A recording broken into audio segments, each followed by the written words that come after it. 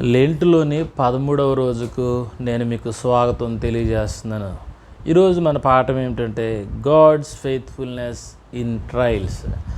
దేవుడు మనల్ని శోధించే క్రమంలో దేవుని యొక్క మన పట్ల దేవుని యొక్క విశ్వాసము ఏ విధంగా ఉంది అని మనం చూస్తున్నట్లయితే కొరింథీ రాసిన మొదటి పత్రిక 10వ అధ్యాయము 13వ వచనం చదువుదాం. సాధారణంగా మనుషులకు కలుగు శోధనలు తప్ప మరి ఏదియూ మీకు సంభవింపలేదు. దేవుడు నమ్మదగినవాడు. మీరు సహించగలిగినంత కంటే ఎక్కువగా ఆయన మిమ్మల్ని శోధింపనీయుడు. అంతేకాదు సహింపగలుగుటకు ఆయన శోధనతో కూడా తప్పించుకును మార్గమును తెలియజేయను. కాబట్టి ప్రియమైన వాళ్ళారా, మనం అనుకుంటాం ఏంటి నాకు ఇన్ని శ్రమలని.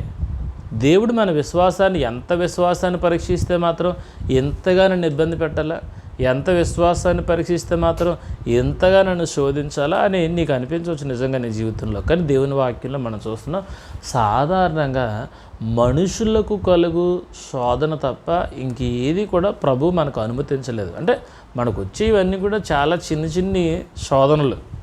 అయితే దేవుని వాక్యం చెప్తుంది, మనం సహించలేని శోధన ఏది ప్రభు మనకు పెట్టరట.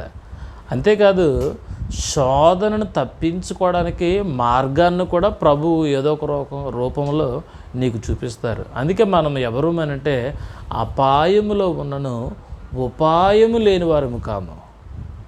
అట్లా చెప్దాం, అపాయములో ఉన్నను ఉపాయము లేని వారము కాము. మనము విషయాన్ని గమనించాలి. ఒక లాక్ అంటే ఒక తాళం ఉందనుకోండి, ఆ తాళం తయారు చేయబడింది అని అంటే వితౌట్ కీ, అంటే తాళపు చెవి లేకుండా ఏ తాళము కూడా నిర్మించబడదు. అది ఎంత పెద్ద తాళమైనా సరే, అది బ్యాంక్ తాళమైనా ఇంటి తాళమైనా, ఇప్పుడు స్మార్ట్ లాక్లు వచ్చినాయి కదా కోడ్తో వేసేది. ఏది చేయాలన్నా ముందు ఏం చేయాలంటే తాళం చేయాలి. తాళాన్ని బట్టి అంటే సమస్య లేకుండా, అంటే ప్రతి సమస్యకు కూడా ఏదో ఒక సొల్యూషన్ అనేది ఉంది. కాబట్టి పరిష్కారం కాని సమస్య అంటూ ఈ భూప్రపంచంలో ఏదీ లేదు. కాబట్టి ఎలా ఆలోచించు, నీకున్న సమస్య అసలు సమస్య కాదు. మరి ఎందుకు ఎలాగ నీ సమస్యలతో సతమతమవుతున్నావు? కాబట్టి లాక్స్, ఆ తాళపు కప్పలు ఎలా తయారు చేయబడతాయంటే తాళపు చెవి లేకుండా తాళపు కప్ప తయారు చేయబడదు. ఒక సమస్య ఉంది అని అంటే ఆ సమస్యకు పరిష్కారం కూడా ఉంటుంది. పరిష్కారం ఉన్న సమస్యకు మాత్రమే మరి సమస్యగా మనం చూస్తాం. లెక్కలలో మనం చూస్తాం కదా, ప్రాబ్లమ్స్లో ఒక ప్రాబ్లం ఉందనుకోండి, ఆ ప్రాబ్లం ఖచ్చితంగా సొల్యూషన్ ఉంటుంది.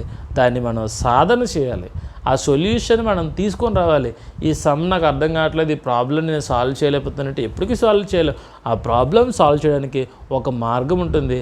ఆ మార్గం గుండా నువ్వు ముందుకు వచ్చినప్పుడు ఆ సమస్యను నువ్వు సాల్వ్ చేస్తావు. కాబట్టి నీ జీవితంలో అనేక సమస్యలు వస్తాయి. మనం అపాయంలో ఉన్న ఉపాయం లేని వారము కాదు. సమస్యల్లో ఉన్న సమస్యను తప్పించుకునే మార్గాన్ని కూడా ప్రభువే నీకు అనుగ్రహిస్తారు. కాబట్టి గుర్తుపెట్టుకోండి, అధైర్యపడకండి. ఇలాంటి కాలంలో ఇంకెంత శోధింపబడతాను, ఇంకెన్ని రోజులు నేను బాధింపబడతానని అధైర్యపడద్దు.